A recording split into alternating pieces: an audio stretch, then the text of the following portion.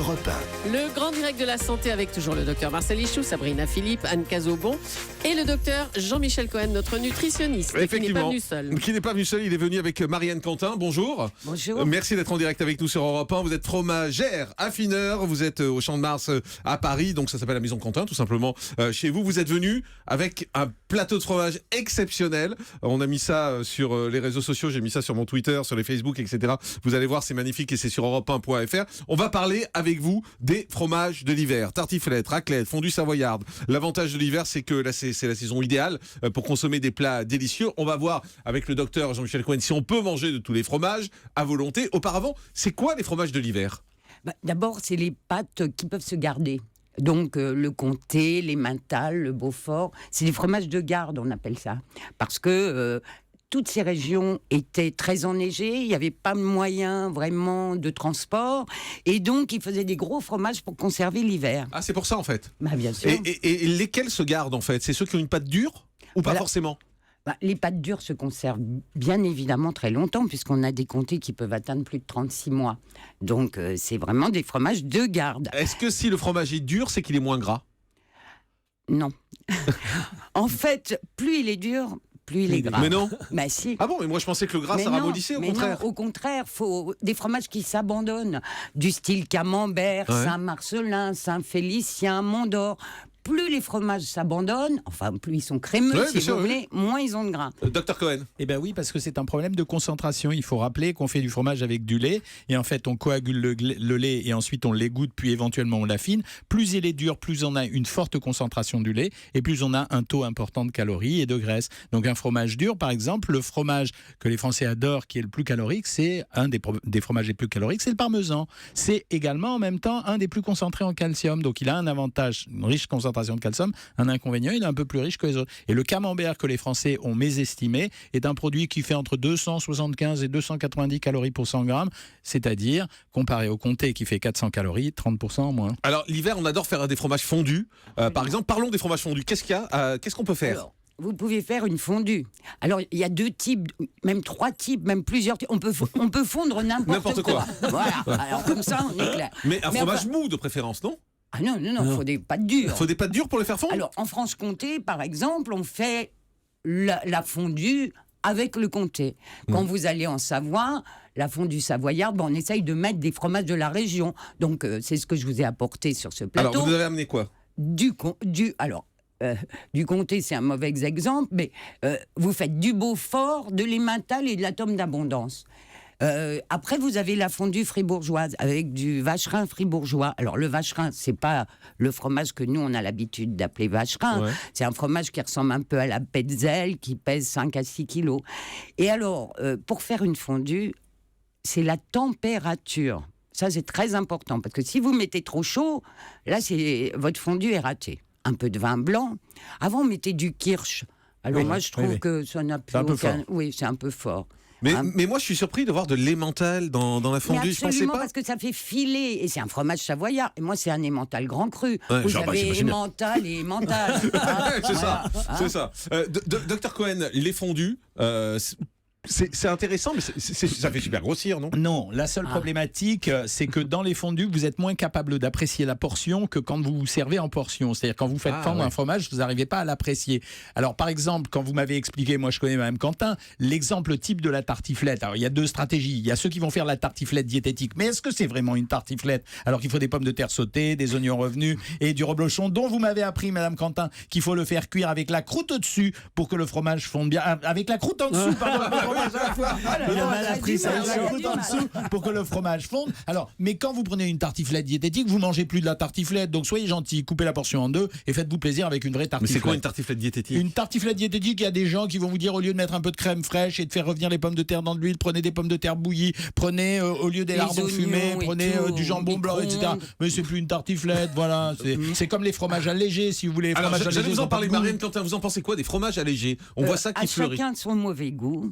Je ne vais pas, mais je vais vous dire, vaut mieux se régaler en mangeant un peu moins, mais manger bon. Hein. Et puis de toute façon, tous les jours, un tout petit bout de fromage, ça ne va pas vous faire grossir. Hein. Si vous avez un fromage, voilà, le truc impossible, un fromage à conseiller aux gens, en disant voilà, c'est l'hiver, j'ai envie de me faire plaisir, qu'est-ce que je prends?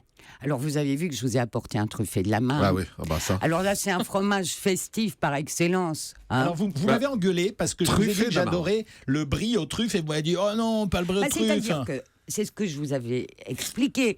Le brie, c'est un fromage quand même qui a un peu de goût. Enfin, même beaucoup. Un bon brie de Meaux, ça a du goût. Écoutez, Jean-Marc, ça nous intéresse tous les deux. Après, vous savez, on met de la crème de mascarpone. C'est dégueulasse. Et après, on met de la truffe et on referme.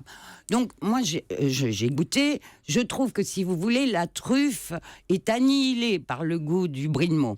Donc, avec mon mari, on s'est dit, mais on va faire un truffé, mais avec quoi? Et on a eu l'idée de faire un truffé avec un style Brillat-Savarin. Voilà, hein, un triple crème de Seine-et-Marne, qu'on reçoit frais de sel, qu'on coupe en deux, on truffe, on referme, on met à l'affinage. Et alors, vous m'avez dit que le gras renforçait le goût. C'était ce que je voulais vous expliquer. C'est-à-dire que le fromage, c'est un produit qui se prête parfois à faire des mélanges. Pourquoi ? Parce que le gras permet d'exalter les saveurs. Ça veut dire que quand vous mettez... Alors là, on a pris un produit de luxe, mais on pourrait mettre des noix, des raisins, etc. Quand vous mélangez un produit avec du fromage, la graisse exalte la saveur. Donc ça veut dire que ça vous laisse plein d'imagination pour la fabrication des fromages, à condition. Je le rappelle, le fromage est un produit naturel. C'est un des rares fromages, un des rares produits dans lequel il n'y a ni additifs, ni conservateur, donc ça devrait faire plaisir aux gens. Et de temps en temps, vous pouvez vous amuser à bricoler un fromage, y compris en le faisant fondre et en inventant des recettes. Vous m'avez même pas critiqué quand je vous ai dit il y a des gens qui mettent tous les restes de fromage pour faire une fondue. Et vous m'avez dit oh pourquoi pas. Oui, moi je fais des œufs brouillés avec des restes de fromage, du Livaro, il me reste un petit bout de Livaro, un petit bout de camembert, un petit bout de Pont-l'Évêque. J'enlève la croûte, je fais fondre et je fais des œufs brouillés. C'est à tomber. Toujours, on peut faire tout avec le fromage. Docteur Cohen, qu'est-ce qu'on peut manger en quantité de fromage ? Alors, il y a des recommandations, elles dépendent du statut des gens. Je rappelle quand même que dans le PNNS, on a dit qu'il fallait manger 2 à 3 produits laitiers par jour. Dans ces produits laitiers, on incorpore le fromage. Il n'y a pas que le lait, il y a le fromage, il y a des yaourts, donc on peut manger du fromage. Donc il en faut une portion par jour, c'est très très bien. Une portion, c'est combien de grammes ? Une portion, c'est 40 grammes environ. D'accord. Et quand vous avez aucun problème, et notamment pas de problème de cholestérol, parce que le problème du fromage, c'est un peu de graisse saturée en plus, dont on vient de se rendre compte qu'elles ne sont pas si inutiles que ça, eh bien, on en prend 1 à 2 fois par jour si on en a envie. Mais moi, ce que je recommande, c'est de se faire plaisir. Le fromage, c'est une des meilleures protéines avec la protéine de l'œuf. Donc, on peut se faire de temps en temps un repas juste fromage et la quantité à ce moment-là, c'est 120 grammes. C'est quand même la moitié d'un camembert. C'est pas si mal que ça dans la soirée. Je vais vous poser, Marine Canton, une question qui va sans doute vous faire bondir, mais c'est pas grave. C'est intéressant pour nos auditeurs. Qu'est-ce qui différencie le fromage qu'on achète chez un fromager du fromage qu'on achète dans un supermarché ? Sous vide. Oh la question. Non mais c'est pas une mauvaise question. Merci. Je vais vous expliquer déjà. Nous on vend les fromages au lait cru, mais on représente que 12% de la consommation de fromage. Donc on peut pas dire que 85% des gens mangent mal. Non, mais la plupart possible. des gens achètent leur fromage dans les supermarchés sous vide, il faut dire les choses. Alors, par exemple, je prends le comté, ça n'a rien à voir. Vous voyez, nous, on n'a que des comtés que les vaches sont à l'herbe, c'est des comtés qui peuvent aller jusqu'à 36 mois, etc. Bon. Et de l'emmental, par exemple. De l'emmental, c'est pas de l'emmental, finalement, où qu'il soit ? Écoutez, non, mais je le fais exprès, mais c'est volontaire. C'est de l'emmental grand cru, fabriqué en Savoie. Voilà, parce que bon, bizarrement, vous savez, pour faire un bon fromage, qu'est-ce qu'il faut ? Il faut que les vaches mangent de la bonne nourriture. Après, quand elles ont mangé, elles vous donnent du bon lait. Mais après, il faut le savoir-faire du producteur. Hein, et après, on affine. Voilà. S'il y a une de ces conditions qui n'est pas remplie, on n'aura pas un bon fromage. C'est clair. Hein. Et quand c'est sous vide, quand c'est vendu sous vide ? Qu'est-ce que je vais vous dire La vérité. Je trouve que ça n'a pas grand intérêt. Ça perd du goût ? Bien sûr. Dr Cohen. Alors oui, ça perd du goût parce qu'à partir du moment où vous faites du fromage sous vide, vous êtes rentré dans un fromage de production industrielle rapide. Donc ça signifie qu'il n'y aura pas de temps d'affinage. Ça signifie que le lait qui a été pris, il aura un prix moyen pour pas déborder économiquement la valeur. Et donc c'est pas du lait de première qualité avec des pâturages de première qualité, un affinage et un savoir-faire de type artisanal. Voilà. On peut faire le tour du plateau qu'on a là et vous nous dites les particularités de chaque fromage qu'on a. On commence par là. On commence par le truffé, mais ça je vous en ai parlé. Non, celui-là. C'est le truffé. Ah oui, vous l'avez sorti. Voilà. J'avais pas compris, d'accord. Alors, après, il y a le reblochon. Le reblochon. Si vous voulez. Alors, le reblochon, on peut faire de la tartiflette, comme on a expliqué. C'est quoi comme fromage? Expliquez-nous en quelques mots. C'est une pâte pressée non cuite qui a été longtemps un fromage de contrebande. Parce qu'en fait, les métayers venaient ramasser le lait, mais les fermiers ne traillaient pas jusqu'au bout leurs vaches. Donc, quand le métayer était venu, pof, ils traillaient leurs vaches et ils reblochaient, c'est-à-dire qu'ils volaient le lait. Et longtemps, ça a été un fromage de contrebande. Mais moi, le reblochon tartiflette, c'est bien, mais je trouve qu'un reblochon au couteau, c'est quand même mieux. Hein, voilà. Après, la raclette, rapidement. Bon, la raclette, c'est une raclette au lait cru du Jura. Bon, tout le monde sait comment ça se passe. Avant, elle était mise à fondre devant le feu, et on raclait avec une spatule en bois. Maintenant, on a des petits poêlons. Et voilà. Le vacherin. Le Mont d'Or, vacherin du Haut-Doubs au Mont d'Or, ça c'est génial. C'est vraiment un fromage d'hiver. On le mange à la cuillère. On peut le manger chaud aussi, en mettant un petit peu de vin blanc. Et puis en mangeant une pomme de terre, ça fait un repas complet.